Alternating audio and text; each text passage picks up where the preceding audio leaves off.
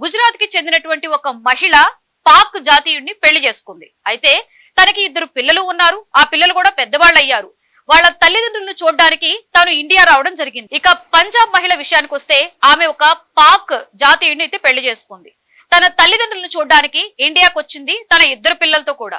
అయితే ఇక్కడ ఏదైతే కేంద్ర ప్రభుత్వం ఆంక్షలు విధించిందో ఈ నేపథ్యంలో పాక్ వెళ్లిపోవడానికి సిద్ధమైంది. అయితే వాగా చేరుకున్నాక ఆ సరిహద్దులో ఆవిడకు ఒక ఆశ్చర్యకరమైనటువంటి సంఘటన ఎదురైంది. ఏంటంటే ఆమెకు వచ్చేసి ఇండియన్ పాస్పోర్ట్ ఉంది, 2 కొడుకులకి కూడా పాక్ పాస్పోర్ట్ ఉంది. అయితే భర్త పాకిస్తాన్ లో ఉన్నాడు, కొడుకులిద్దరికి కూడా పాక్ పాస్పోర్ట్ ఉంది. ఇక్కడ వచ్చేసి సరిహద్దులో మీకు ఇండియా పాస్పోర్ట్ ఉంది కాబట్టి మీరు ఇక్కడే ఉండిపోవాలి, కొడుకులిద్దరూ కూడా వెళ్లిపోవాలి అంటున్నారు. ఈ నేపథ్యంలో అసలు ఆ మహిళ ఏం చేయాలి?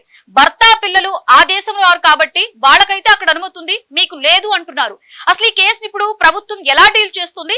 అసలు ఇప్పుడు ఆ తల్లి పరిస్థితి ఏంటి? అంటే ఇప్పుడు భర్త పిల్లలిద్దరిని వదిలేసి ఆ తల్లి ఒక్కటి ఇండియాలో ఎలా ఉండగలదు?